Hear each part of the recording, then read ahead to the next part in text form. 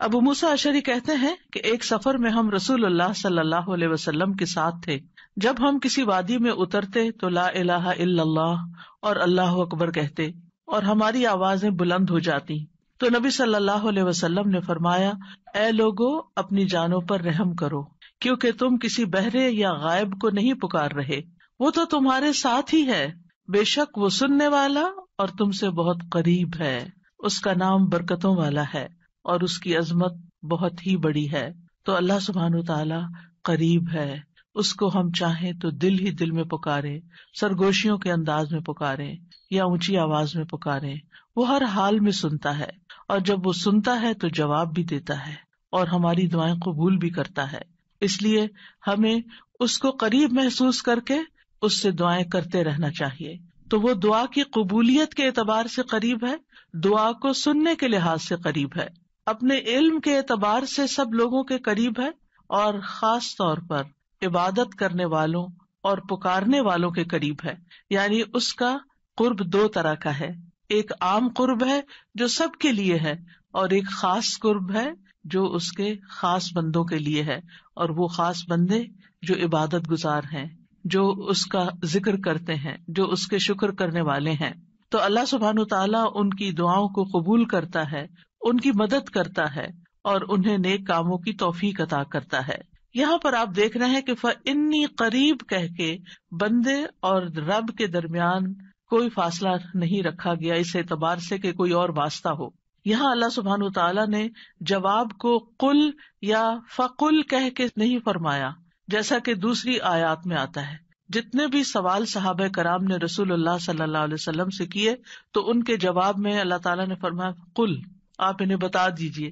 لیکن یہاں پر قل بھی نہیں آیا، ڈائریکٹ فإنی قریب، اذا سألک عبادی انی فإنی قریب، یعنی بیچ میں کوئی واسطہ نہیں لایا گیا. تو اس سے یہ پتہ چلتا ہے کہ ہمارے اور ہمارے رب کے بیچ میں کسی اور واسطے اور کسی اور وسیلے کی ضرورت نہیں. اور جب اللہ تعالیٰ نے یا عبادی کہہ دیا تو اس میں سارے بندے شامل ہو جاتے ہیں، چاہے وہ نیک ہوں یا بد ہوں، بڑے ہوں یا چھوٹے ہوں، گناہگار ہوں یا بہت پرہیزگار ہوں، کوئی بھی ہو، جو بھی اپنے رب کو پکارتا ہے رب اس کی پکار کو سنتا ہے اور وہ قریب ہے.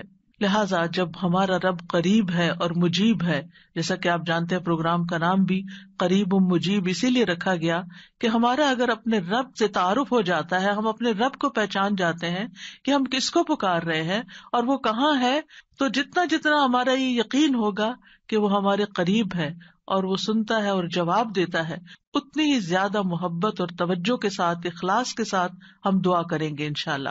اور پھر آپ دیکھیے کہ اللہ تعالیٰ ہماری دعاؤں کو ضائع نہیں کرتا. اجیب دعوت الداعی اذا دعانی، مطلب یہ ہے کہ جو بھی مجھ سے مانگتا ہے وہ کچھ پا کے ہی لوٹتا ہے، وہ نامراد نہیں ہوتا. جیسے زکریا علیہ السلام نے کہا تھا کہ وَلَمْ أَكُنْ بِدُعَائِكَ رَبِّ شَقِيًّا، کہ اے رب تجھے پکار کر تو میں کبھی بدبخت ہوا ہی نہیں، کبھی مایوس ہوا ہی نہیں، کبھی محروم ہوا ہی نہیں. جب بھی تجھے پکارا تجھ سے کچھ پا ہی لیا. تو اس لیے ہر دعا کرنے والے کو یہ یقین ہونا چاہیے کہ ہماری دعا ضرور سنی جائے گی، کیونکہ شیطان انسان کے دل میں یہ وسوسہ ڈالتا ہے کہ تمہاری دعا قبول نہیں ہوگی. نہیں بھائی، ہر ایک کی دعا قبول ہوتی ہے اگر وہ صحیح معنوں میں اپنے رب کو پکارتا ہے، وہ دعاؤں کو سنتا ہے اور جواب بھی دیتا ہے. ضرورت اس بات کی ہے کہ ہم اپنے دل کو حاضر کر کے اللہ سے مانگیں، اخلاص کے ساتھ مانگیں، اور قبولیت کے جو اوقات ہیں یا جو علامات ہیں ان کو سامنے رکھتے ہوئے مانگیں. اور پھر ساتھ یہ بھی کہا گیا فَلْيَسْتَجِيبُوا لِي وَلْيُؤْمِنُوا بِي لَعَلَّهُمْ يَرْشُدُونَ، کہ انہیں چاہیے کہ وہ بھی میری بات مانیں.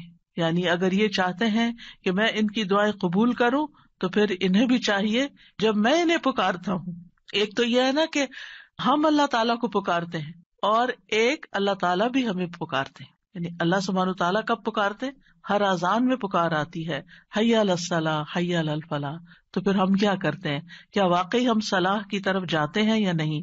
اسی طرح قرآن مجید میں بہت دفعہ یا ایھا الذین آمنوا کہہ کے ہمیں پکارا گیا ہے، اے لوگوں جو ایمان لائے ہو.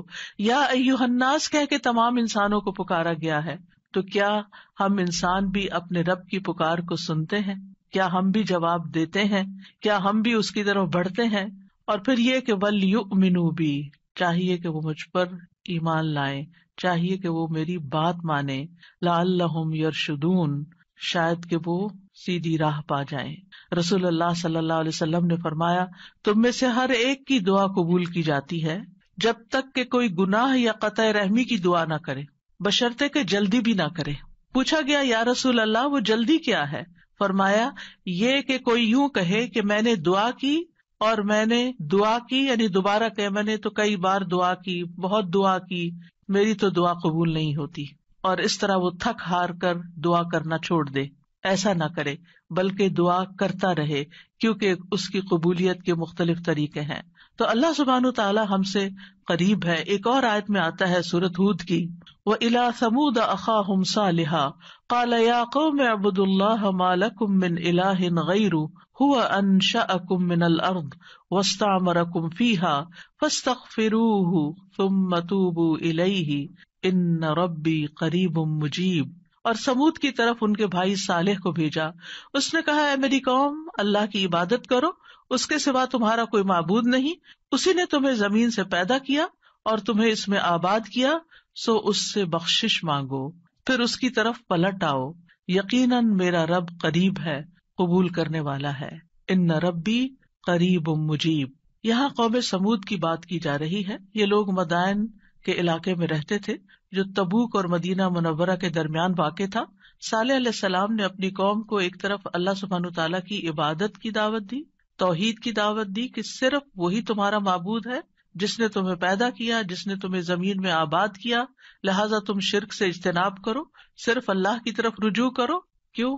اس لیے کہ وہ بہت قریب ہے، اپنے بندوں کی دعائیں سنتا ہے۔ تو آپ دیکھیے، جو آپ کے قریب ہو اور جو آپ کی بات بھی سنتا ہو، تو کیا آپ نہیں چاہیں گے کہ آپ اس کے قریب ہوں؟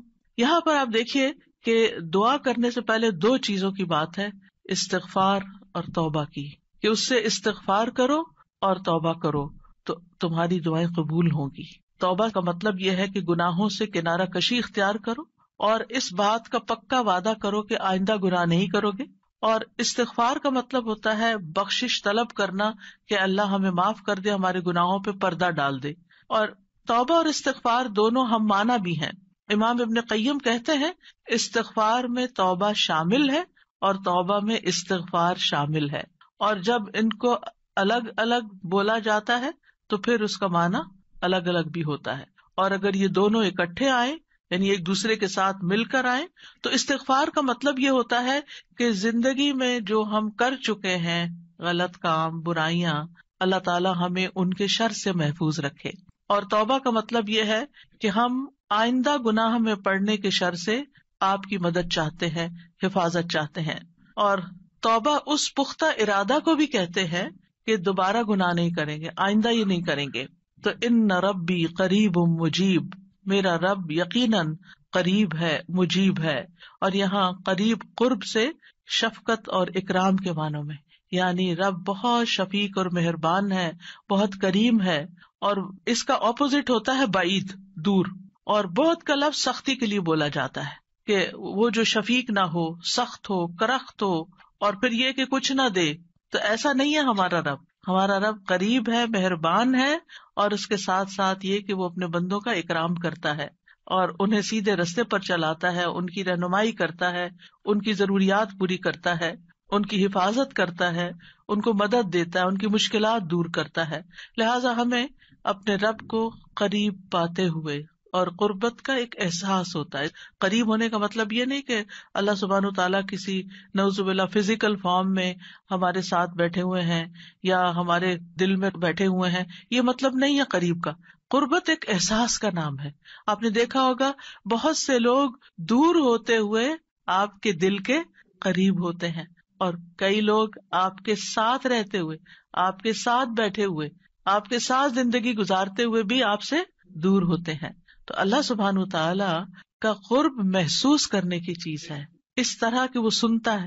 اللہ سبحانہ تعالیٰ سنتا ہے، السمیع ہے، اللہ تعالیٰ دیکھتا ہے، البصیر ہے، اللطیف ہے، الخبیر ہے، ہمارے دلوں کے راز بھی جانتا ہے۔ تو اس سے بڑھ کے قریب کون ہوگا جو شہرک سے بھی زیادہ قریب ہے، اور جو ہمارے دل میں خیال اٹھ کر جو ہمارے دماغ تک جاتا ہے اس سے پہلے کہ دماغ تک جائے وہ بیچ میں حائل ہوتا ہے اور وہ جان لیتا ہے کہ بندہ کیا سوچ رہا ہے. نہ صرف یہ کہ وہ یہ جانتا ہے کہ اس وقت کیا کر رہے ہیں ہم، وہ یہ بھی جانتا ہے ہم پاسٹ میں کیا کر چکے ہیں، اور وہ یہ بھی جانتا ہے کہ ہم فیوچر میں کیا کچھ کرنے والے ہیں. کوئی اور ہے ایسا جو اتنا زیادہ ہمیں جانتا ہو؟ کیا وہ ہماری ضروریات کو نہیں جانتا ہوگا؟ کیا وہ ہمارے دکھ کو نہیں جانتا؟ کیا وہ ہماری پریشانیوں کو نہیں جانتا؟ کیا وہ ہماری زندگی کے مقاصد کو نہیں جانتا؟ کیا وہ ہماری کوششوں کو نہیں جانتا؟ کیا وہ ہماری عبادتوں کو نہیں جانتا؟ وہ خوب جانتا ہے، وہ سب کچھ جانتا ہے.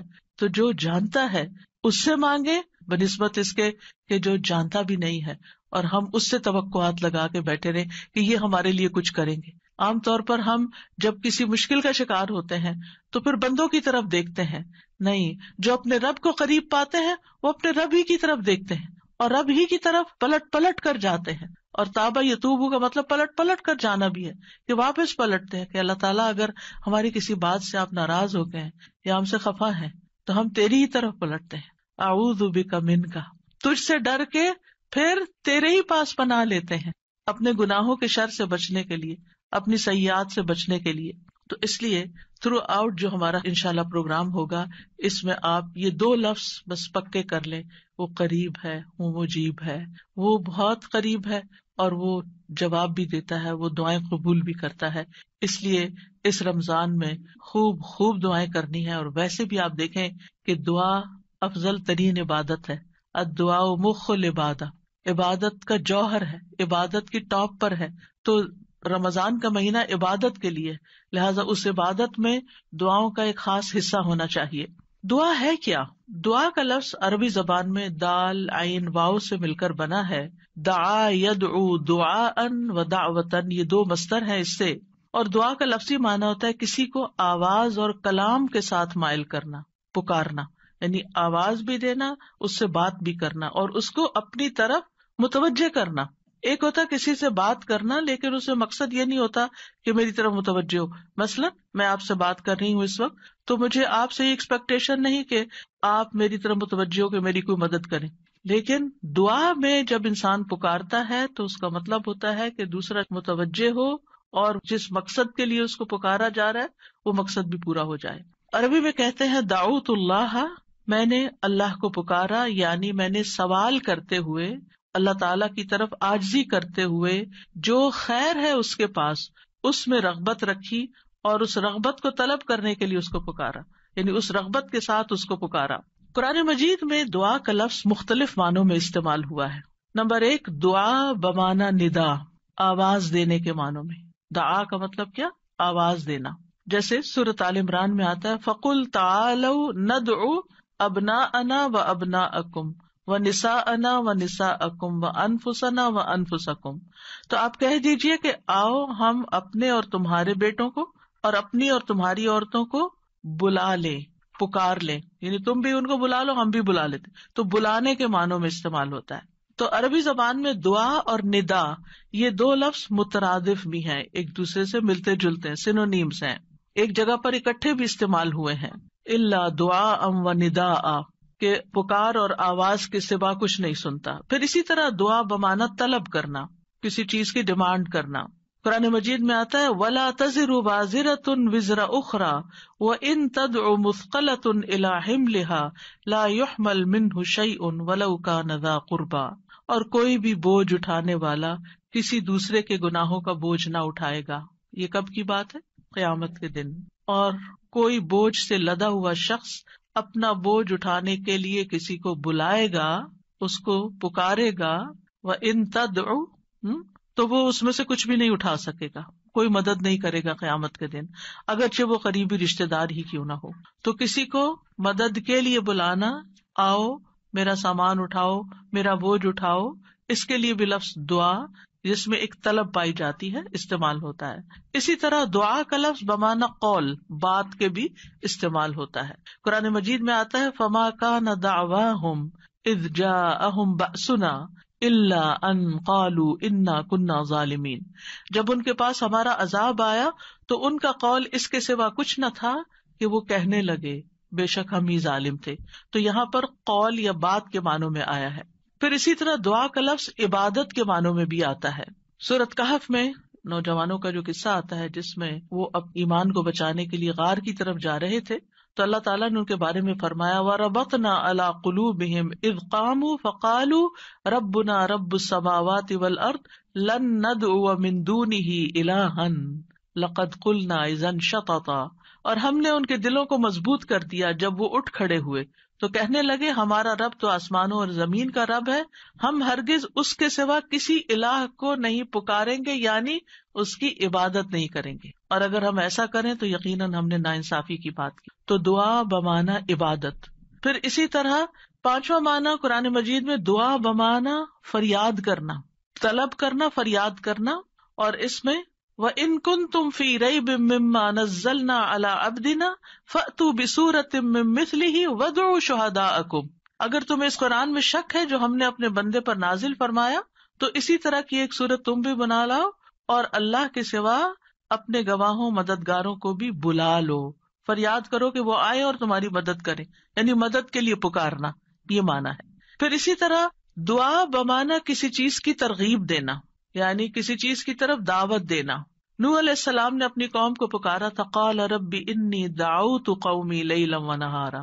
اس نے کہا ہے میرے رب بے شک میں نے اپنی قوم کو رات اور دن پکارا، ان کو دعوت دیتا رہا دین کی طرف، اپنے رب کی طرف.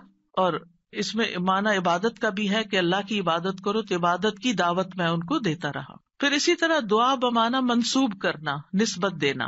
ادعوہم لآبائہم، ان بچوں کو ان کے حقیقی باپوں کی نسبت سے پکارو، یعنی ادعوہم کا مطلب ہے کہ ان کو اپنے باپوں کی طرف ہی منسوب کرو، جن کے وہ بچے ہیں باپ کا نام نہیں بدلو.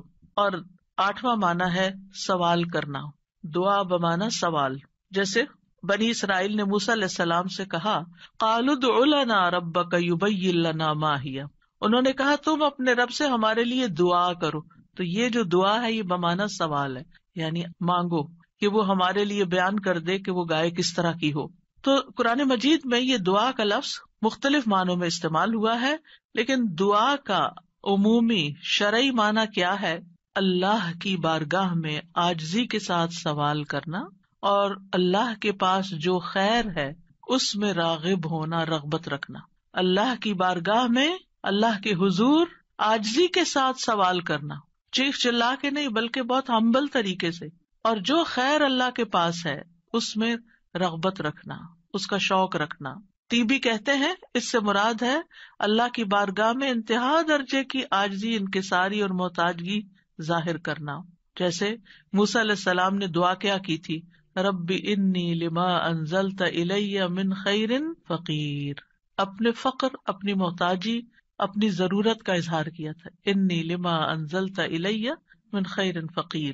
امام ابن قیم کہتے ہیں اس سے مراد ہے ایسی چیز کو طلب کرنا جو دعا کرنے والے کو فائدہ دے، یعنی فائدے کی چیز حاصل کرنے کے لیے سوال کرنا، اور ایسی چیز کو دور کرنے کے لیے طلب رکھنا جو اس کو نقصان دیتی ہو. تو پھر دو طرح سے دعا کرتا ہے انسان، کچھ فائدے کی چیزیں مانگتا ہے اور کچھ نقصان والی چیزوں کو دور کرنے کے لیے اللہ سے درخواست کرتا ہے. ہماری شریعت میں دعا کی دو بڑی اقسام ہیں، ایک ہے دعائے عبادت اور ایک ہے دعائے مسئلہ. دعائے عبادت کیا ہے؟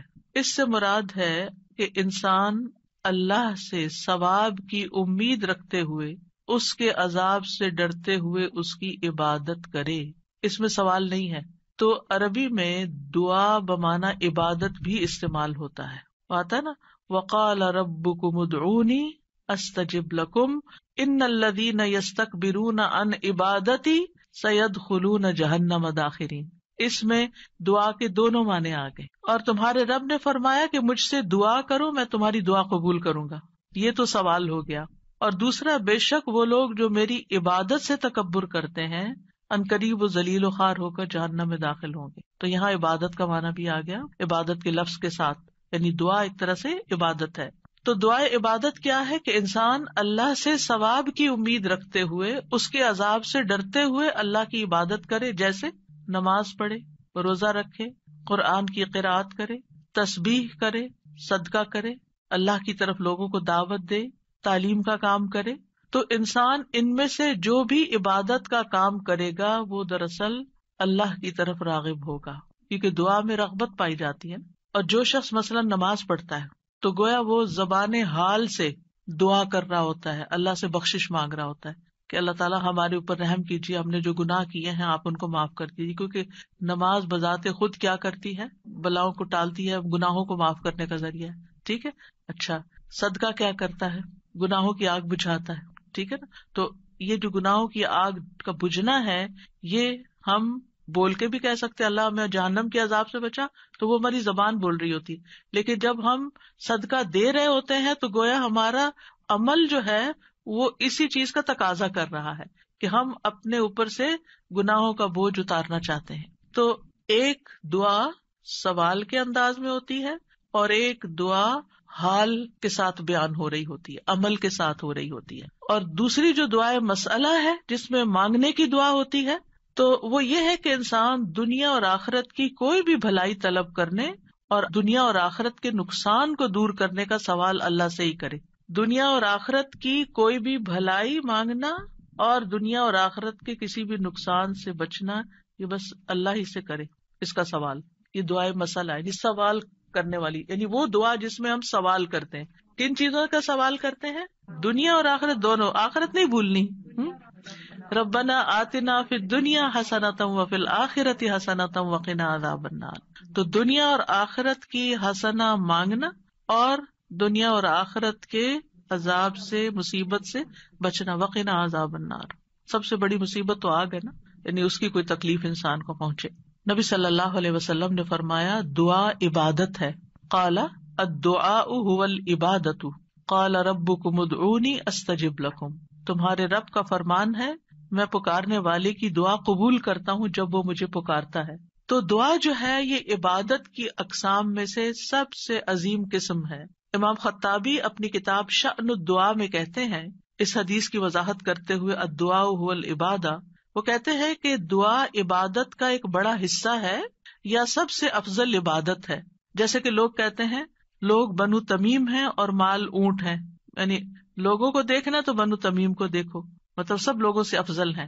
نبی صلی اللہ علیہ وسلم اسی سے تھے نا، اور ان کی تعداد بھی زیادہ تھی. اور اسی طرح عربوں کے ہاں مال کی سب سے بڑی قسم اونٹ ہوا کرتے تھے. وہ کہتے ہیں مال تو اصل میں اونٹ ہے اور لوگ تو بنو تمیم ہی ہے. تو اسی طرح کہا گیا دعا تو عبادت ہی ہے. الدعاء هو العبادہ، دعا ہی عبادت ہے. الحج عرفہ، اس کا یہ مطلب ہے کہ صرف عرفہ میں جاؤ، یہ نہیں. مطلب یہ ہے کہ جتنے بھی ارکان آپ حج کے ادا کرتے ہیں ان میں سے عرفہ کے دن کا قیام اگر کسی نے پا لیا تو اس کا حج ہو گیا، اور وہ سب سے بڑا دن ہے جس میں بخشش ہوتی ہے. تو یہ عربوں کے کہنے کا ایک انداز بھی ہے نا. اور مراد اس سے کیا ہے کہ دعا سب سے افضل عبادت ہے اور ساری اطاعتوں اور ساری بندگیوں کا مغز ہے کہ انسان اپنی ہر پریشانی اور ہر ضرورت میں اللہ کی طرف متوجہ ہو جائے. یہ ہے اصل مقصد. اگر کسی مشکل میں پڑ گیا ہے تو اس مشکل کے دور ہونے کے لیے بس اللہ ہی کی طرف رجوع کرے اور اسی کا انتظار کرے کہ وہی کاٹے گا. لوگوں سے توقعات ہٹا لے. اس کا یہ مطلب نہیں کہ ہم لوگوں سے ہیلپ لے نہیں سکتے. آپ لوگوں سے ہیلپ لے سکتے ہیں، آپ ان کو بتا سکتے ہیں کہ آپ کس مشکل میں اور اس کا حل کیا ہے، لیکن ان سے توقع نہ رکھے کہ یہ میری مشکل حل کر دیں گے. مثلاً آپ کو کوئی پرابلم ہوئی ہے، آپ کسی سے مشورہ کرنا چاہتے ہیں، آپ کسی سے کاؤنسلنگ لینا چاہتے ہیں، آپ ضرور لیں، لیکن یہ توقع نہ رکھیں کہ یہ آپ کا مسئلہ حل کر دے گا یا بس یہی آپ کے لیے سب کچھ ہو گیا. اس کو اللہ سبحانہ وتعالیٰ سے آگے نہ رکھے. کہتے ہیں نا ہمت مردہ مدد خدا. ہمت آپ نے کرنی ہے، کوشش آپ نے کرنی، مدد اللہ نے کرنی ہے. دعا کی بھی ہمت ہوتی ہے اور دعا کے لیے بھی ایک ایفرٹ لگانی پڑتی ہے اور اس کے لیے یکسو ہونا پڑتا ہے. خصوصاً آپ دیکھیں کہ جب کسی بڑی پریشانی کے نتیجے میں انسان کے ہوش اڑ جاتے ہیں، اوسان خطا ہو جاتے ہیں، اس کو کچھ سمجھ نہیں آتی، تو ایسی صورت میں انسان اپنے خیالات کو مجتمع کر کے، فوکس کر کے، پوری توجہ کے ساتھ اللہ کی طرف جب متوجہ ہوتا ہے تو یہ ہے اصل میں دعا کی روح. اور نہ صرف یہ کہ بڑی مشکلات میں بلکہ چھوٹی چھوٹی ضروریات میں بھی اللہ کی طرف رغبت کرنی چاہیے. دعا کی ضرورت کیوں ہے ہماری زندگی میں؟ کیونکہ ہم اللہ کے محتاج ہیں. بادشاہ وہی ہے، ہم فقیر ہیں. یا ایھا الناس انتم الفقراء الی اللہ، اے لوگو تم سب اللہ کے محتاج ہو، کوئی بھی انڈیپینڈنٹ نہیں، کوئی بھی یہ نہیں کہہ سکتا کہ میں اپنے سب کام خود ہی کر سکتا ہوں. واللہ هو الغنی الحمید، اور اللہ سب سے بے پرواہ ہے اور تعریف کے لائق ہے. بندوں میں سے کوئی بھی بے پرواہ نہیں ہو سکتا، ہم سب محتاج ہیں. دوسری بات، اللہ سارے خزانوں کا مالک ہے. وَإِن مِّن شَيْءٍ إِلَّا عِندَنَا خَزَائِنُهُ، کوئی چیز ایسی نہیں. وَإِن مِّن شَيْءٍ إِلَّا عِندَنَا خَزَائِنُهُ، کہ جس کے خزانے ہمارے پاس نہ ہوں. آپ کوئی چیز آرڈر کرنا چاہتے ہیں تو پتہ چلتا ہے وہ تو ہے ہی نہیں، ختم ہو گئی، اسٹاک ختم، آؤٹ آف اسٹاک. بڑی سے بڑی کمپنی، بڑے سے بڑے ریسورسز رکھنے والے انسانوں سے جب آپ مانگتے ہیں تو آپ دیکھیں کیا ہوتا ہے کہ انسان بعض اوقات وہ اوپر جا کے اتنی نیچے گرتے ہیں کہ پائی پائی کے محتاج ہو جاتے ہیں. ایسی مثالیں آپ نے بھی دیکھی ہوں گی، سنی بھی ہوں گی کہ کہاں ان کے پاس بہت کچھ تھا اور کہاں وہ زیرو پہ آ گئے. اللہ تعالیٰ ایسا نہیں ہے، ہمیشہ سے ہے اس کے پاس اور ہمیشہ رہے گا. ساری مخلوق اگر کسی میدان میں جمع ہو کر سب کچھ مانگے تو بھی اللہ تعالیٰ کے خزانوں میں اتنی کمی نہیں آتی جتنی ایک سوئی کو سمندر میں ڈبو کے نکالا جائے تو پانی جو سوئی کے ساتھ لگتا ہے اتنی بھی کمی نہیں ہوتی. وہ جتنا چاہے خرچ کرتا رہے، جتنا چاہے وہ بندوں کو دیتا رہے، پھر بھی اس کے ہاتھ بھرے رہتے ہیں، ان میں کوئی کمی نہیں ہوتی. ایک اور آیت میں آتا ہے سورۃ المنافقون میں، وَلِلَّهِ خَزَائِنُ السَّمَاوَاتِ وَالْأَرْضِ، آسمانوں اور زمین کے خزانے اللہ کے پاس ہیں. پھر کیا کرنا چاہیے؟ اس کے پاس جانا چاہیے جس کے پاس کوئی خزانہ نہیں ہے، اس کے پاس جو سارے خزانوں کا مالک. مشکل یہ ہے کہ ہمارے مانگنے میں کمی ہوتی ہے، دیر ہوتی ہے. وہ سب کچھ دے سکتا ہے، سب کچھ ہے اس کے پاس، یو نیم اٹ. آپ گھر جا کے بیٹھیں، غور کریں نماز کے بعد، کسی اور خاموشی تنہائی کے وقت، مجھے کیا چاہیے، مجھے کیا مسئلہ ہے، مجھے کیا پرابلم ہے، میری کیا پریشانی ہے، کیا اللہ کے پاس اس کا حل ہے؟ یقیناً ہے، وہ کر سکتا ہے، بالکل کر سکتا ہے. پھر مجھے کیا کرنا چاہیے؟ اسی سے مانگنا چاہیے، اس سے گڑ گڑا کے مانگنا چاہیے، اس سے اپنی محتاجی اور اپنی بیچارگی کا اظہار کر کے مانگنا چاہیے. امن یجیب المضطر اذا دعاہ ویکشف السوء، اللہ تعالیٰ آپ سے پوچھتے ہیں کون ہے جو بے قرار کی، مضطر، بے قرار، بے چین انسان کی بات سنتا، اس کو جواب دیتا. امن یجیب المضطر اذا دعاہ، جب بھی وہ اس کو پکارتا ہے، ویکشف السوء، اور وہ تکلیف کو دور بھی کرتا ہے. ایسا نہیں کہ وہ صرف سن رہا ہے، اس نے وہ تکلیف دور بھی کر دینی ہے.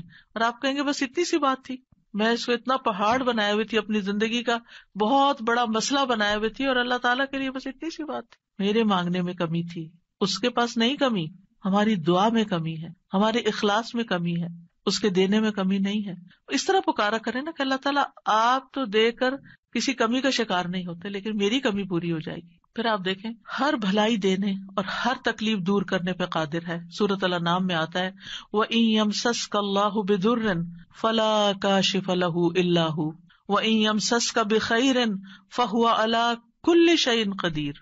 اگر اللہ تجھے کوئی تکلیف پہنچائے تو اس کے سوا کوئی دور کرنے والا نہیں، اور اگر وہ تجھے کوئی بھلائی پہنچائے تو وہ ہر چیز پر پوری طرح قادر ہے. وہ سب کچھ کر سکتا ہے، وہ قادر ہے. نہ آپ کی کوئی خیر اور بھلائی کو لے جا سکتا ہے، کیونکہ عام طور پہ ہم وہم کا شکار رہتے ہیں کہ اگر میری اس نعمت کا کسی کو پتہ چل گیا تو پھر کیا ہوگا، شاید وہ نظر ہی لگ جائے اور نعمت چھین ہی جائے.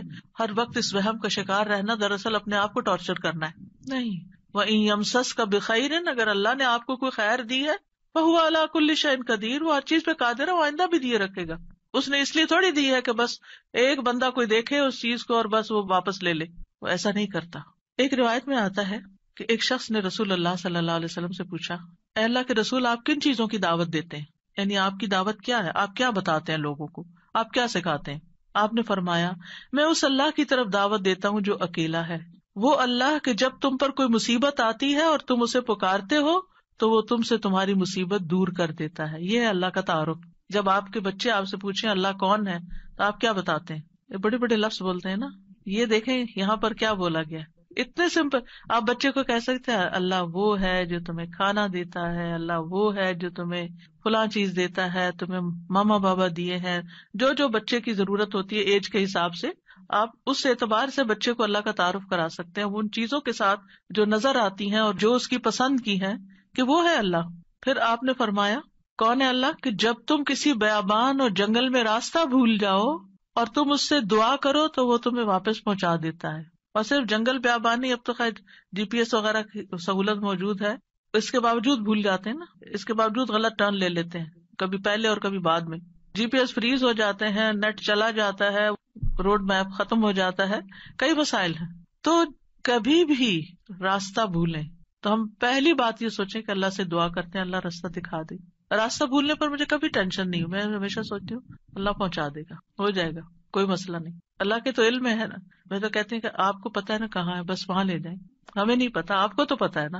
تو جب آپ اللہ سے مانگتے ہیں، کبھی لاڈ پیار سے، کبھی اس کی کسی صفت کا واسطہ دے کر، کبھی اپنی عاجزی محتاجی ظاہر کر کے، تو وہ ضرور سنتا ہے. پھر فرمایا وہ ذات کہ جب تم قحط سالی میں مبتلا ہوتے ہو اور تم اس سے دعا کرتے ہو تو وہ تم پر پیداوار ظاہر کر دیتا ہے، یعنی تمہاری پیداوار اگا دیتا ہے زمین سے. یہ ہے اللہ، یہ اللہ کا تعارف. پھر آپ دیکھیے کہ ہم کیوں اللہ سے مانگے، کیونکہ زمین و آسمان کی ساری مخلوق اللہ ہی سے مانگتی ہے، تو ہم کیوں نہ مانگے. آپ غور کیجئے ذرا اس بات پر، یسألہ من فی السماوات والارض کل یوم ھو فی شأن، اسی سے مانگتا ہے جو کوئی آسمانوں اور زمین میں ہے، ہر دن وہ ایک نئی شان میں ہے، اسی سے مانگ رہا ہے. ہر کوئی جو آسمانوں اور زمین میں ہے، ہر کوئی. کون کون ہے آسمانوں اور زمین میں؟ آسمانوں میں فرشتے ہیں جن کو ہم جانتے ہیں، زمین پر انسان اور جنات ہیں، اس کے علاوہ جو اور مخلوقات ہیں، وہ ساری مخلوق اللہ سے مانگ رہی ہے. اگر ساری مخلوق اللہ سے مانگتے اور ہم کسی اور سے مانگنا شروع کر دیں، غیر اللہ سے مانگیں، تو کتنی حماقت والی بات ہے نا. اللہ نے عقل اسی لیے دی تھی کہ ہم اللہ ہی کو نہ پہچانے. تو اللہ سبحانہ وتعالیٰ سے سوال کرنے کے اعتبار سے 4 طرح کے لوگ ہیں. امام ابن تیمیہ کہتے ہیں پس تمام آسمانوں اور زمین کے لوگ اللہ سے سوال کرتے ہیں تو ان کے 4 درجات بن جاتے ہیں. پہلی قسم، کچھ وہ لوگ ہوتے ہیں جو نہ ہی اللہ کی عبادت کرتے ہیں نہ ہی اس سے مدد طلب کرتے ہیں، حالانکہ اللہ نے ان کو پیدا کیا، ان کو رزق دیا، ان کو عافیت دی. تو یہ کون ہے؟ نہ اللہ کی عبادت نہ ہی اس سے دعا، کچھ بھی نہیں، کوئی تعلق نہیں. دوسری قسم کے وہ لوگ ہوتے ہیں جو اللہ سے مدد طلب کرتے ہیں تو وہ ان کی مدد کر دیتا ہے، لیکن وہ اللہ کی عبادت نہیں کرتے، عبادت نہیں کرتے. ہاں جب کوئی مسئلہ پیش آتا ہے تو پھر کیا کرتے ہیں؟ پھر دعا کر لیتے ہیں. ایسے لوگ آپ نے دیکھے ہوں گے، نماز نہیں، روزہ نہیں، صدقہ خیرات کچھ نہیں، ہاں کوئی مشکل پیش آئے تو پھر اللہ سے دعا کرتے ہیں. تیسری قسم کے کچھ وہ لوگ ہوتے ہیں جو اللہ کی عبادت اور اطاعت طلب کرتے ہیں، لیکن نہ ہی اس سے مدد مانگتے ہیں نہ اس پہ توکل کرتے ہیں. نماز روزہ کر لیں گے، دعا نہیں کرتے، کہتے ہیں اللہ کو پتہ ہی ہے نا کیا چاہیے، اب مانگنا کس لیے. نہیں، اللہ تعالیٰ خود فرماتے وقال ربکم ادعونی، تمہارا رب کہتا ہے مجھ سے دعا کرو، تو کیوں نہ دعا کریں، ہمیں دعا کرنی ہے.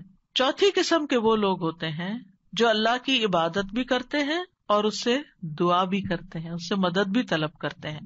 تو اللہ تعالیٰ اپنی عبادت اور اطاعت پر ان کی مدد کرتا ہے، جیسے ہم کہتے ہیں ربی اعنی علی ذکرک و شکرک و حسن عبادتک، تو اللہ تعالیٰ مدد بھی فرماتا ہے.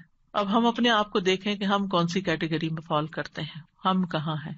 کیا ہم ان لوگوں میں ہیں جو عبادت بھی کرتے ہیں اور دعا بھی کرتے ہیں، تو یہ ٹاپ کلاس کے لوگ ہیں، اور باقی اللہ تعالیٰ کے حق میں کبھی کوتاہی کرتے ہیں. تو ہمیں دعا کرتے رہنا چاہیے، اللہ تعالیٰ کو پکارتے رہنا چاہیے، ہر ضرورت میں، ہر مقصد میں، ہر پریشانی میں، ہر دکھ میں، ہر بیماری میں، ہر موقع پر، ہر چیز کے لیے، چھوٹی سے چھوٹی چیز کے لیے، بڑی سے بڑی چیز کے لیے اللہ ہی سے مانگنا چاہیے. کیونکہ وہ دے کر احسان نہیں جتاتا، وہ دے کر شرمندہ نہیں کرتا، وہ دے کر ہم سے واپس نہیں مانگتا، وہ بغیر شرط کے دیتا ہے، غیر مشروط دیتا ہے. وَإِذَا سَأَلَكَ عِبَادِي عَنِّي فَإِنِّي قَرِيبٌ أُجِيبُ دَعْوَةَ الدَّاعِ إِذَا دَعَانِ فَلْيَسْتَجِيبُوا لِي وَلْيُؤْمِنُوا بِي لَعَلَّهُمْ يَرْشُدُونَ. وَإِذَا سَأَلَكَ عِبَادِي عَنِّي فَإِنِّي قَرِيبٌ أُجِيبُ دَعْوَةَ الدَّاعِ إِذَا دَعَانِ فَلْيَسْتَجِيبُوا لِي وَلْيُؤْمِنُوا بِي لَعَلَّهُمْ يَرْشُدُونَ. تو ہمیں مانگتے رہنا چاہیے کیونکہ وہ قریب ہے، وہ مجیب ہے. اللہ سبحانہ وتعالیٰ اپنے بندوں کو خود فرماتا ہے کہ اللہ سے اس کے فضل کا سوال کرو، یہ اللہ کا حکم ہے. سورۃ النساء میں آتا ہے وَاسْأَلُوا اللَّهَ مِن فَضْلِهِ، اور اللہ سے اس کے فضل کو مانگو کہ اللہ اپنا فضل فرما. فضل کیا ہوتا ہے؟ جو ہم ڈیزرو نہیں کرتے، نہ اپنی عبادت کی وجہ سے، نہ کسی محنت کی وجہ سے، نہ کسی قابلیت کی وجہ سے، نہ کسی ہنر کی وجہ سے. ہم ڈیزرو نہیں کرتے، لیکن آپ دے سکتے. ہم پھر بھی آپ سے مانگتے ہیں، چاہے ہم اس قابل نہیں، لیکن پھر بھی آپ سے مانگتے، آپ ہمیں عطا کیجیے. اور اللہ تعالیٰ کو یہ بات پسند ہے کہ بندے اس سے مانگیں، کیونکہ بندے کو جب کسی چیز کی ضرورت ہوتی ہے نا اور وہ اس کو اللہ تعالیٰ سے مانگتا ہے تو وہ اللہ تعالیٰ کے ساتھ کنیکٹ ہو جاتا ہے، اللہ تعالیٰ کو یاد کرتا ہے، اس کے سامنے اپنی حالت کا اظہار کرتا ہے، اپنا دکھ، اپنا شکوہ، اپنا غم، اپنا رنج، اپنی پریشانی اس کو سناتا ہے، جو سن کر آگے نشر نہیں کرتا۔ جب ہم بندوں کے سامنے اپنی کسی پریشانی کا ذکر کر دیتے ہیں تو بعض اوقات کیا کرتے ہیں، وہ آگے بیان کر دیتے ہیں اور یوں آپ کے راز کھل جاتے ہیں، آپ کا مرتبہ اور مقام لوگوں کی نگاہ میں گر جاتا ہے، کچھ لوگ آپ سے حسد کرنے لگتے ہیں، کچھ لوگ آپ کی تکلیف پہ خوش ہوتے ہیں۔ تو اس لیے ہمیں اللہ سبحانہ تعالیٰ کے سامنے ہی اپنے رنج اور دکھ کی فریاد رکھنی چاہیے۔ اللہ تعالیٰ اپنے بندوں کو ہر چیز کو اسی سے مانگنے کا حکم دیتا ہے۔ اب ہر چیز میں کیا ہے؟ صحیح مسلم کی روایت ہے، ابو ذر غفاری رضی اللہ عنہ کہتے ہیں کہ نبی صلی اللہ علیہ وسلم اپنے رب تبارک و تعالیٰ سے روایت کرتے ہیں کہ بے شک اللہ تعالیٰ فرماتا ہے، اے میرے بندو تم سب گمراہ ہو سوائے اس کے جسے میں ہدایت دوں، پس تم مجھ سے ہدایت مانگو میں تمہیں ہدایت دوں گا۔ نمبر 1 دعا کیا ہونی چاہیے؟ ہدایت کی۔ دن کی ہر رکعت میں ہم اہدنا الصراط المستقیم مانگتے ہیں، ہر کام میں ہمیں گائیڈنس چاہیے، ہمیں کلیرٹی چاہیے، چاہے دین کا کام ہو چاہے دنیا کا کام، ہر چیز میں ہمیں صحیح راستہ، صحیح اسٹریٹجیز اختیار کرنے کی ضرورت ہوتی ہے، تب وہ کام ہو پاتا ہے، اور اس طرح ساری کنفیوژن بھی دور ہو جاتی، ساری پریشانی بھی دور ہو جاتی کہ میں نے اللہ سے دعا کر لی، اللہ تعالیٰ آپ مجھے صحیح طریقہ بتا دے، مجھے اس کام کو کیسے لے کے چلنا ہے۔ تو ہر موڑ پر، ہر کام میں ہمیں ہدایت کی ضرورت ہوتی ہے، تو اہدنا الصراط المستقیم۔ پھر فرمایا، اے میرے بندو تم سب بھوکے ہو سوائے اس کے جسے میں کھلاؤں، تو تم مجھ سے کھانا مانگو میں تمہیں کھانا کھلاؤں گا۔ سبحان اللہ، سب سے بڑی ضرورت ہدایت کے بعد انسان کی کیا ہے؟ کھانا، جو اس کو دن میں کئی بار کھانا پڑتا ہے، اور انسان سب سے زیادہ پریشان بھی اس کے لیے ہوتا ہے، اور مال کا سب سے بڑا حصہ بھی اسی پہ خرچ ہوتا ہے۔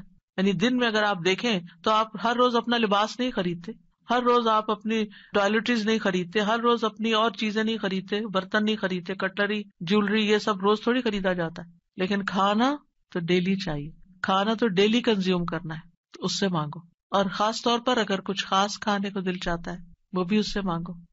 نیوٹریشیس چاہیے، ہولسم چاہیے، صحت مند چاہیے، کیونکہ ساری بیماریاں ہی کھانے سے پیدا ہوتی ہیں۔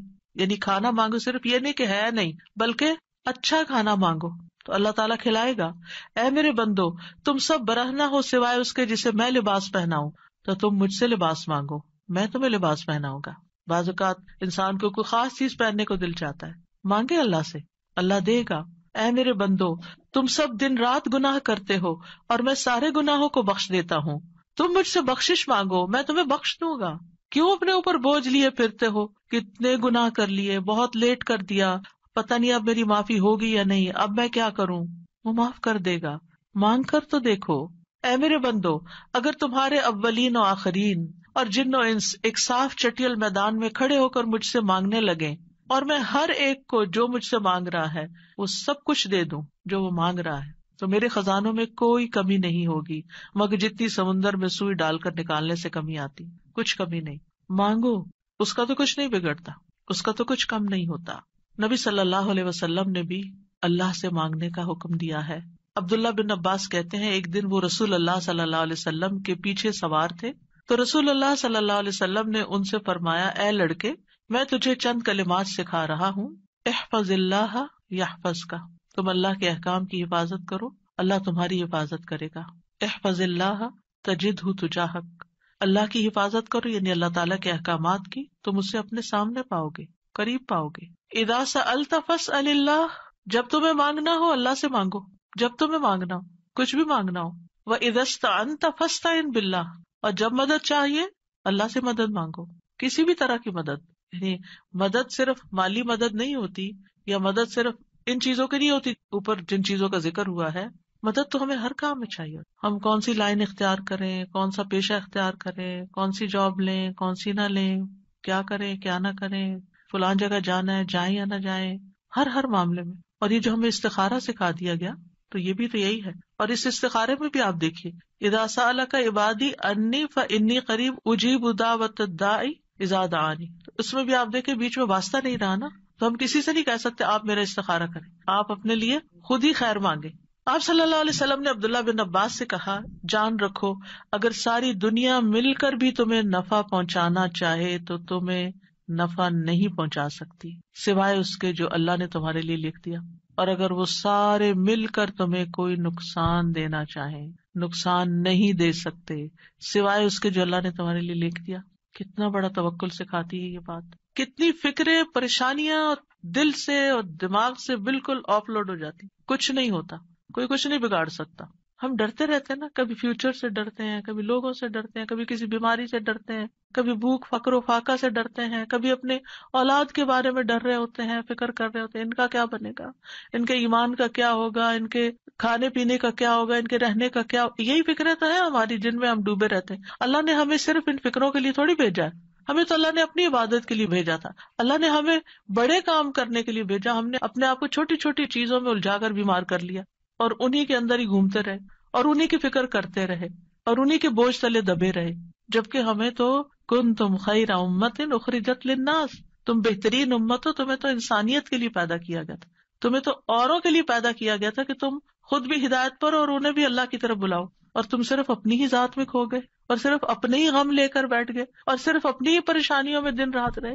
ان سب چیزوں کو تو اللہ کے حوالے کرنے کی ضرورت ہے, وہ ٹیک کیئر کرے گا. ان تنصروا اللہ ینصرکم, اگر تم اللہ کی مدد کرو گے اللہ تمہاری مدد کرے گا اور وہ ضرور کرے گا.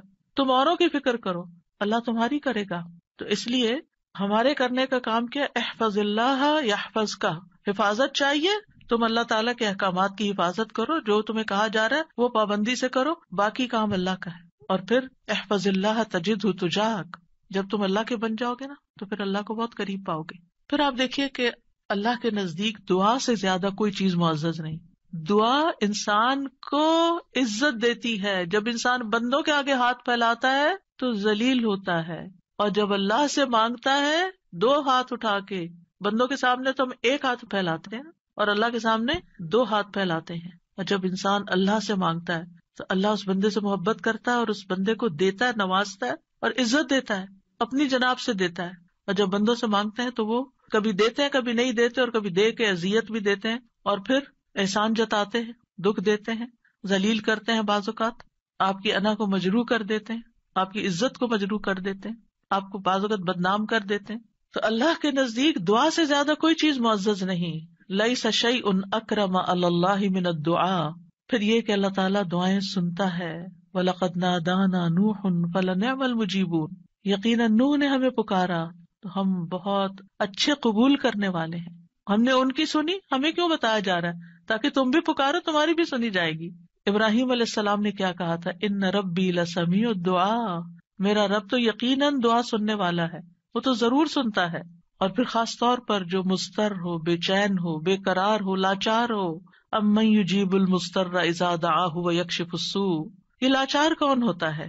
ابن عباس کہتے ہیں اس سے مراد وہ شخص ہے جس کی ایسی ضرورت ہو جو اس کو مشقت میں ڈال دے, یعنی مصیبت میں پڑ جائے انسان, چاہے اندر قلبی روحانی طور پر, چاہے مالی طور پر, چاہے صحت, یعنی کسی بھی اعتبار سے جو چیز اس کو مشکل میں ڈال دے, مشقت میں. یہ لاچاری ہوتی ہے, یہ کہتے ہیں ڈپینڈنسی جیسے ہو جاتی ہے دوسروں پر. سدی کہتے ہیں کہ اس سے مراد وہ شخص ہے جس کے پاس کوئی ہیلا چارہ قوت باقی نہ رہے, یعنی دنیا میں اس کا کوئی وسیلہ سبب نہیں رہا, تنہا رہ گیا, وہ سنتا ہے. ذنون کہتے ہیں اس سے مراد وہ شخص ہے جو اپنے تعلقات کو اللہ کے سوا سب سے کاٹ دے, بس اللہ ہی ہے میرا. ابو جعفر کہتے ہیں کہ اس سے مراد مفلس شخص ہے جس کے پاس کچھ نہیں. سہل بن عبداللہ کہتے ہیں اس سے مراد وہ شخص ہے جو اپنے ہاتھ دعا مانگتے ہوئے اللہ کی طرف بلند کرتا ہے, اوپر اٹھاتا ہے, حالانکہ اس کے پاس اطاعت کا کوئی نیکی کا کام نہیں ہوتا جس کو وہ وسیلہ بنا سکے. لاچار, اب ہر جگہ سے مایوسی ہوگی, اب ایک ہی راستہ ہے, اور وہ راستہ شیطان کہتا ہے تم تو اتنے نافرمان ہو, تمہاری نہیں سنی جائے گی. نہیں, وہ پھر بھی سنتا ہے. امن یجیب المضطر. اصل میں بندے تو ہم اللہ ہی کے ہیں نا, چاہے ہم اللہ کو اپنا بنائیں یا نہ بنائیں, ہیں تو اسی کے, جانا تو اسی کی طرف ہے, دنیا میں بھی اسی کی طرف جانے کی ضرورت پیش آتی ہے. اور پھر آپ دیکھیے کہ اللہ تعالیٰ کا قبولیت کا وعدہ بھی ہے اور وہ بندوں کی حاجات پوری کرتا ہے. اللہ تعالیٰ خود پکارتے ہیں جب رات کا 1/3 حصہ بچتا ہے, آسمان دنیا پہ نزول فرما کے اللہ تعالیٰ فرماتے ہیں کون ہے جو مجھ سے دعا کرے تو میں اس کی دعا قبول کروں, کون ہے جو مجھ سے بخشش طلب کرے تو میں اسے بخش دوں, کون ہے جو مجھ سے رزق مانگے تو میں اس کو رزق عطا کروں, کون ہے جو تکلیف دور کرنے کی درخواست کرے تو میں اس کی تکلیف دور کروں. اور یہ اعلان فجر کے طلوع ہونے تک ہوتا رہتا ہے. تو اللہ تعالیٰ پکار رہے کہ مانگو مجھ سے. اب دیکھیے اگر کبھی آپ کے پیرنٹس میں سے کوئی یا کوئی بڑا یا اگر آپ سے کہے کہ اچھا مانگو، کیا مانگتے ہو، فرمائش کرو، کیا کرتے ہیں ہم، ہمارا حال کیا ہوتا ہے؟ بہت خوش ہو جاتے ہیں، اتنی بڑی آفر آ گئی ہے، کرو فرمائش، کیا چاہیے، جیولری چاہیے، کپڑے چاہیے، جو چاہیے مانگو. تو ہمارا خوشی سے ایسا حال ہوگا کہ ہمیں یہ بھی یاد نہیں رہے گا کہ اب مانگنا کیا ہے آپ نے. اللہ سبحانہ وتعالیٰ روز ہمیں پکارتے ہیں، کرو فرمائش، مانگو، کچھ مانگو، اور ہم مانگتے ہی نہیں. جاگ بھی جائے تو ہم مانگتے نہیں. مانگنے کی ضرورت ہے. آپ دیکھیے کہ دنیا کے بادشاہ جب کوئی سوالی آتا ہے، کوئی بیگر آتا ہے، وہ دروازے بند کر دیتے ہیں. جو انسان 2 سے 3 دفعہ آپ سے کچھ مانگ چکا ہو، جب آپ اس کو دیکھتے ہیں تو وہ موڑ کے چل دیتے ہیں، یہ پھر آ گیا ہے، پھر کچھ مانگے گا. کیا اللہ تعالیٰ بھی ایسا کرتا ہے؟ 100 بار آئے آپ اس کے پاس، 100 بار عطا کرے گا. وہ اپنا دروازہ بند نہیں کرتا، وہ اپنی دولت نہیں چھپاتا. وہ تمہارے لیے ہر روز رات کو دروازہ کھولتا ہے، آ جاؤ تم میری طرف، مانگو مجھ سے. امام ابن قیم کہتے ہیں، اللہ جس کے ساتھ خیر کا ارادہ کرتا ہے اس کے لیے ذلت کا، عاجزی کا، اللہ کی بارگاہ میں پناہ پکڑنے اور محتاجی ظاہر کرنے کا دروازہ کھول دیتا ہے. یعنی اس کو دعا مانگنا آ جاتا ہے. اور جس کو دعا کی توفیق مل گئی اس کو ہر خیر مل گئی. تو اصل چیز یہ ہے کہ دعا کی توفیق ہو جائے، دعا مانگنا شروع کر دیں. آپ دیکھیں کہ اس نیت سے بھی یہ پروگرام رکھا گیا تھا کہ ہم روز دعا کے بارے میں کچھ سنیں، پھر دعا کے مطلب کو سمجھیں، دعا دعا دعا کرتے رہے تاکہ ہمیں دعا مانگنا آ جائے. یعنی اس کا ہول سول گول ہے اس پروگرام کا، وہ یہ کہ ہمیں دعائیں مانگنا آ جائے، ہم دعاؤں کے شوقین ہو جائیں، دعا مانگنے سے محبت کرنے لگے، دعاؤں کے اوپر یقین کرنے لگے کہ اللہ تعالیٰ سنتا اور ضرور سنے گا، اور ہمارے سارے بوجھ اتر جائیں اور ہم سارے اپنے معاملات اپنے رب کے سپرد کر دیں، اور ہم دنیا میں بھی ایک اچھی زندگی بسر کریں اور آخرت میں بھی. امام ابن تیمیہ کہتے ہیں، جب اللہ کسی بندے کے ساتھ خیر کا ارادہ کرتا ہے تو اس کے دل میں دعا مانگنے اور اس سے مدد طلب کرنے کا الہام کر دیتا ہے کہ اللہ سے مانگو، اس کے دل میں ڈال دیتا ہے، اور اللہ اس کے مدد طلب کرنے اور اس کے دعا مانگنے کو اس کے لیے خیر کا ذریعہ بنا دیتے ہیں جس کے لیے اس نے مدد طلب کی ہوتی ہے، یعنی اس کا رستہ نکل آتا ہے. تو دعا مانگنے کے فائدے کیا ہیں؟ دعا ہر حال میں انسان کو فائدہ دیتی ہے. نمبر 1، دعا مانگ رہے ہوتے تو آپ عبادت کر رہے ہوتے ہیں، یہ اجر الگ لکھا جاتا ہے. اللہ تعالیٰ کی پسند کا کام کر رہے ہوتے ہیں، اللہ تعالیٰ سے کنیکٹڈ ہوتے ہیں، اور پھر یا تو دعا فوراً قبول ہو جاتی ہے، جو مانگا وہ اسی وقت مل جاتا ہے، یا پھر یہ کہ کوئی ایسی مصیبت ٹل جاتی ہے جو آنے والی تھی اور آپ کی اس دعا کی وجہ سے وہ مصیبت چلی گئی. رسول اللہ صلی اللہ علیہ وسلم نے فرمایا، دعا فائدہ دیتی ہے اس کے بارے میں بھی جو کچھ نازل ہو چکا ہے اور اس کے بارے میں بھی جو نہیں اترا. بس اللہ کے بندو تم پر دعا کرنا لازم ہے. یعنی جو مصیبتیں آ گئی ہیں ان کو بھی دور کرے گی دعا، اور جو ابھی نہیں آئی اتر رہی ہیں ان کو بھی دور کر دے گی، آنے والی مشکلات کو بھی ہٹا دے گی. پھر یہ کہ اللہ تعالیٰ اپنے مانگنے والوں کو خالی ہاتھ نہیں لوٹاتا. حدیث میں آتا ہے، بے شک اللہ عز و جل کو اس بات سے حیا آتی ہے کہ اس کا کوئی بندہ اس کے سامنے ہاتھ پھیلا کر کسی خیر کا سوال کرے اور وہ انہیں خالی لوٹا دے، کہ کچھ بھی نہ ڈالے اس میں. ایسا نہیں ہوتا. انس رضی اللہ عنہ کہتے ہیں، رسول اللہ صلی اللہ علیہ وسلم نے فرمایا، بے شک اللہ بڑا رحیم ہے، بڑے کرم والا ہے. اس کو اس بات سے شرم آتی ہے کہ اس کا کوئی بندہ اس کے آگے اپنے دونوں ہاتھ پھیلائے اور وہ ان دونوں میں کوئی خیر نہ ڈالے. وہ ایسا نہیں کرتا. جو مسلمان بھی اپنی حاجت اللہ کے آگے رکھ دیتا ہے، اللہ تعالیٰ اسے ضرور نوازتا ہے، ضرور دیتا ہے.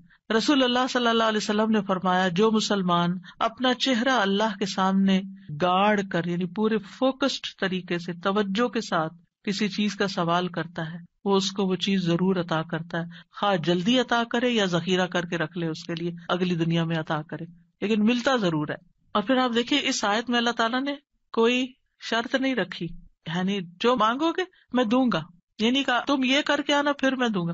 بعد میں کہا کہ ٹھیک ہے تم بھی میری بات مانا کرو، ریکمینڈیڈ ہے یہ بات، لیکن شرط نہیں ہے کہ تم نے مانی تو پھر ہی میں بھی تمہاری مانوں گا. اور پھر آپ دیکھیے کہ یہ ہمارا فرض بنتا ہے کہ ہم اپنی دعاؤں میں اخلاص پیدا کریں، ورنہ اللہ تعالیٰ تو ہر ایک کو، نیک بد گناہگار حتیٰ کہ ابلیس کی بھی دعا قبول کر لیتا ہے. دعا کے سبب تقدیر بدل جاتی ہے. حدیث میں آتا ہے، قضاء کو صرف دعا ہی بدل سکتی ہے، اور نیکی کے علاوہ کوئی چیز عمر کو نہیں بڑھا سکتی. نیکی کرتے جاؤ، انشاءاللہ عمر بھی لمبی ہوگی اور نیکیوں کی مزید توفیق ہوگی. دعا کی وجہ سے آزمائشیں ٹل جاتی ہیں. امام غزالی کہتے ہیں، بس جان لے کہ قضاء و قدر میں سے یہ بھی ہے کہ اللہ آزمائشوں کو دعا کے ذریعے ٹال دیتا ہے. چنانچہ دعا آزمائشوں اور بلاؤں کو ٹالنے اور رحمت کے حصول کا سبب ہے، جیسا کہ ڈھال تیروں کو ٹالنے اور واپس لوٹانے کا سبب ہے. یعنی کہ جو شیلڈ ہے اس سے آپ پروٹیکٹڈ ہوتے ہیں. اور جیسے پانی زمین سے نباتات نکالنے کا سبب ہے، یعنی آپ پودا لگاتے ہیں، اس میں پانی لگاتے ہیں تو اس میں سے کچھ نکل آتا ہے. جن لوگوں کے گارڈنز ہیں وہ تو یہ تجربہ کرتے ہی ہوں گے کہ جب سمر آتی ہے اور وہ ڈالتے ہیں کچھ تو پھر اس میں سے ننھی منی کونپلیں نکلتی ہیں. لیکن اگر نہیں تو میں آپ سب کو ریکمینڈ کروں گی کہ اللہ الخالق کی تخلیق کو دیکھنے کے لیے گھر میں ہی کوئی مٹی کا پاٹ رکھ لیجئے اور اس میں کوئی بیج ڈال دیجئے اور ان بیجوں کے پھوٹنے اور چھوٹی چھوٹی کونپلیں نکلنے کے عمل کو دیکھیے.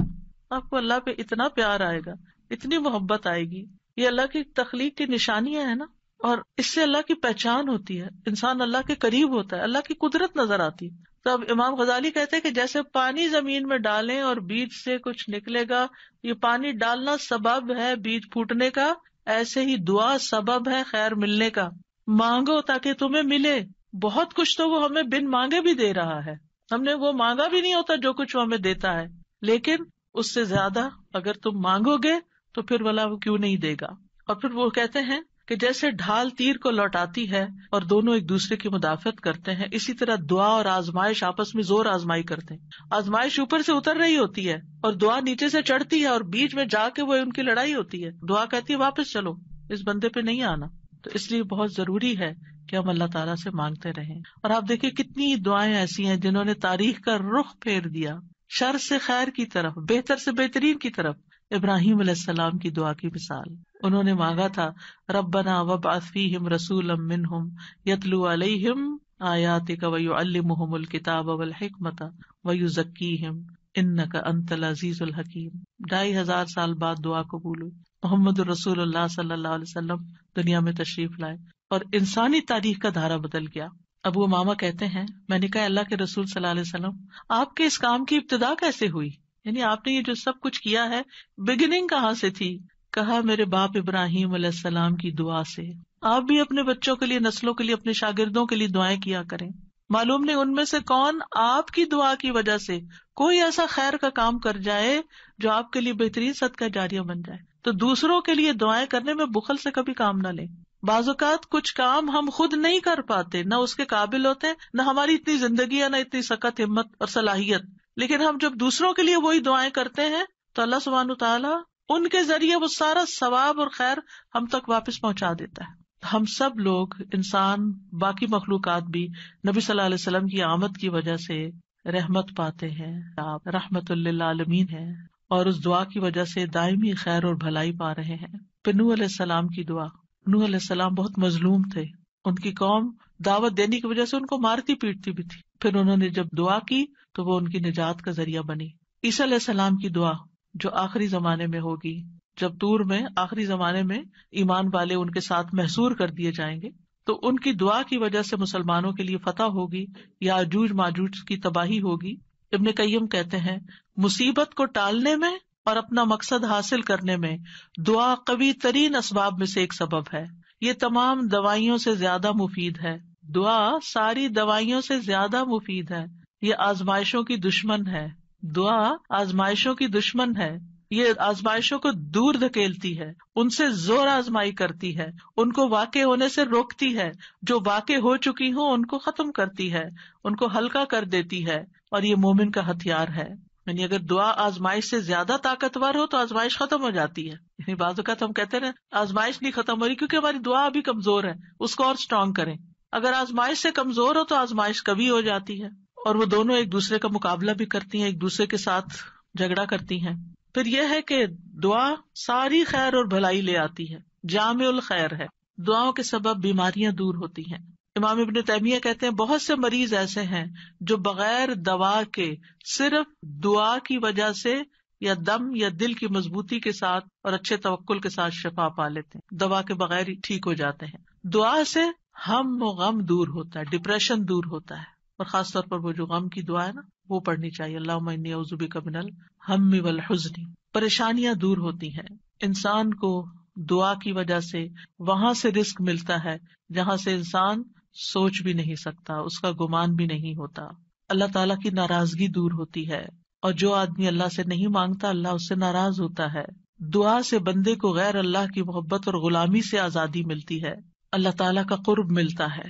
اور انسان کو مناجات کی لذت ملتی ہے. جب انسان اپنے رب سے باتیں کرتا ہے نا تو اس کی ایک اور ہی خوشی ہوتی ہے, اور انسان کو پھر وہ چیز ملنے سے زیادہ وہ دعا کرنے میں اور سرگوشیاں کرنے میں اور اللہ سے باتیں کرنے میں مزہ آنے لگتا ہے, گویا اس کو سب کچھ مل گیا.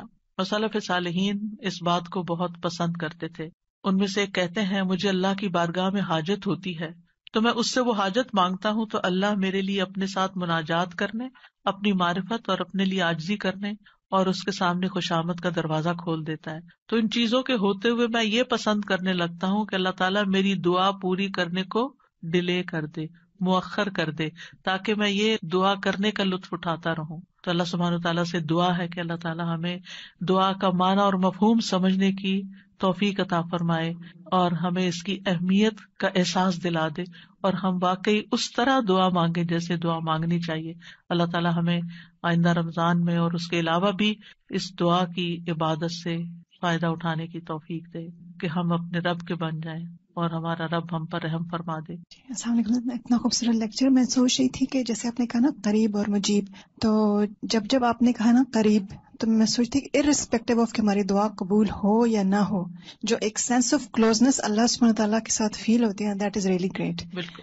تو ایک اور چیز میں نے یہ پوچھنی تھی کہ جیسے ہم کہتے ہیں نا کہ انسان اپنے لیے شر کو ایسے مانگتا ہے جیسے خیر مانگ رہا ہے, اور ہم ادھر سے یہ کریں کہ اللہ سبحانہ تعالیٰ ہماری دعا قبول ضرور کرتے ہیں, تو پھر جب ہم اس طرح کے کوئی مانگ رہے ہوتے ہیں تو پھر یہ ہوتا ہے کہ وہ قبول نہیں ہوگی دعا, وہ اللہ پہ چھوڑ دیتے ہیں نا ہم. جی. پھر وہ ہمارے لیے جو چاہتا ہے کرتا ہے, اسی لیے وہ بعض دعائیں روک لیتا ہے. ہم سمجھتے ہیں ہمارے لیے خیر ہے, حالانکہ وہ شر ہوتا ہے, تو اللہ تعالیٰ اس کو قبول نہیں کرتے, روک دیتے, کیونکہ وہ ہمارے لیے ہم سے زیادہ ہم پر مہربان ہے. ایک اور جیسے حضرت زکریا نے اس نادا ربہ نداء خفیہ, تو وہ جو ندا ہے انہوں نے تو اللہ سے وہ مانگ رہے تھے نا چپکے سرگوشیاں, تو وہ پھر دل ہی دل میں, تو وہ پھر ندا وہ دعا کے سینس میں آئے گی, کیونکہ دعا میں آپ نے ڈیفینیشن بتائی نا کہ ہم اللہ سے مانگ رہے ہوتے ہیں. جی. مناجات ان کو کہتے ہیں بیسیکلی, جو دل دل میں باتیں کرتے ہیں نا, سرگوشیاں کرتے ہیں اللہ تعالیٰ سے چپکے چپکے, لوگوں کے بعض اوقات بیچ میں ہوتے ہوئے, بعض اوقات تنہائی میں. تو یہ بھی دعا کی ایک قسم ہی ہے مناجات جو ہے. استاذہ آج کا لیکچر ایسا تھا جیسے ذہن سازی ہو گئی ہے دعا کے لیے, ہم تیار ہو گئے رمضان کے لیے, کیونکہ ہر انسان کے ساتھ جیسے شیطان اور نفس لگا ہوتا ہے, تو ایسا لگ رہا ہے سارے بادل چھٹ گئے ہیں اور ہمارا جو ہے وہ ذہن تیار ہو گیا ہے دعا کے لیے. تو جو ڈاؤٹس ہوتے ہیں یا جو وسوسے ہوتے ہیں وہ سارے ہٹ گئے, اور میرے خیال میں ساری امت کو جو بھی سن رہا ہے اس کو بہت فائدہ ہوگا, جس سے کہ پورے رمضان جو ہم دعا مانگیں گے اس میں اب ہمارے خدشات نہیں ہوں گے. اور ایک سوال یہ ہے یقین سے, اور ایک سوال یہ ہے کہ دعا میں ہم کس چیز کا واسطہ دے سکتے ہیں, جیسے بعض لوگ نیک اعمال کا. جزاک اللہ خیر. آج جو یہ بات آپ نے شیئر کی نا کہ وہ اپنی دولت نہیں چھپاتا, یہ اتنا اچھا لگا, کیونکہ ہر شخص اپنی دولت چھپا کے رکھتا ہے اور دوسرے کو شیئر نہیں کرنا چاہتا, نہ اس کے اکاؤنٹس نہ اس کی کچھ چیز. لیکن اللہ تعالیٰ کی ہر چیز ہمارے سامنے کھلی ہے, لیکن ہماری دیکھے کنجوسی کے ہمارے ہاتھ بھی جو ہے وہ نہیں آگے بڑھتے بھلانے کے لیے, اور ہم اس طرح مانگتے بھی نہیں, اور نہ ہم اللہ تعالیٰ کی وسعت کو پہچانتے ہیں. تو جزاکم اللہ خیر, آج جو آپ نے جس طرح بیان کیا اس سے اللہ تعالیٰ کی وسعت, اللہ کی بڑائی, اور اتنی بڑائی اور عظمت کے باوجود ہم اللہ تعالیٰ کو کتنے قریب پا سکتے ہیں اپنے. جزاک اللہ خیر. وآخر دعوانا الحمد للہ رب العالمین. سبحانک اللہم و بحمدک, اشہد ان لا الہ الا انت, استغفرک و اتوب الیک. السلام علیکم و رحمۃ اللہ وبرکاتہ.